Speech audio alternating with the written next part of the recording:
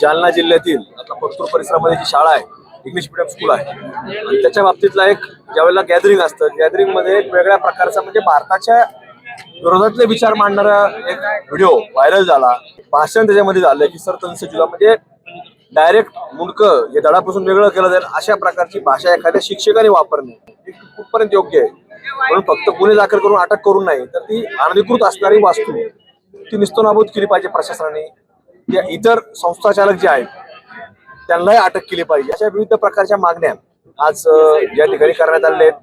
SIT पेक्षा NIA कडे हा तपास दिला पाहिजे की अशा कुठून आलं, कशा प्रकारे असं अचानक तर काही घडू शकत नाही. त्यामुळे वेगवेगळ्या एजन्सीकडनं हे सगळं तपासलं गेलं पाहिजे.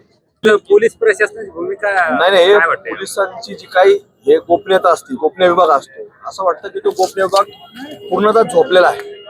असा प्रकार जर वर्षभरापूर्वी घडला, 1.5 वर्षापूर्वी घडला, 5 नाही 10 वर्षापूर्वी घडला असेल, पण हे याचा अर्थ पोलीस प्रशासनानं गोपनीय माहिती अजिबात शून्य, यांचा गोपनीय जो विभाग आहे हा झोपलेला आहे. म्हणजे हा स्वतः गोपनीय झाला असं याचा समज आहे. यावर दोषी कोण असेल, याच्यावर काय मागणी असेल? पोलीस प्रशासन जे काही लोक आता ज्यावेळेस कोण अधिकारी होता इथं त्या सगळ्या लोकांवरती गोपनीय विभागाचे कोण होते त्या लोकांना सुद्धा कारवाई झाली पाहिजे. म्हणजे आता जे काही पोलीस अधिकारी मग एसपी आले असतील, नवीन पोलीस स्टेशनचा PI नवीन आला असेल, मग त्यावेळेस कोण होता, ते गोपनीय विभागाचे कर्मचारी कोण होते, या सगळ्यांवरती पोलीस नवीन एसपींनी यांच्यावर कारवाई केली पाहिजे.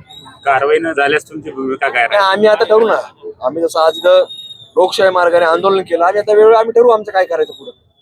डिले का केला जातो 4 दिवस गुन्ह्याला? म्हणजे व्हिडिओ व्हायरल या सगळ्याच्या बाबतीमध्येच मग आता आम्ही तेच सांगितलं तुम्हाला की आता अधिवेशन सुरू आहे.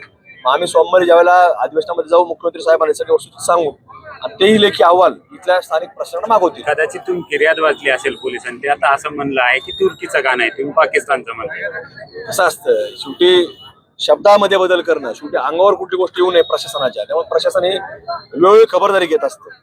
आणि गाणं कुठल्या याच्यापेक्षाही जो काही संदेश दिला हा भारत मातेच्या विरोधातला संदेश आहे.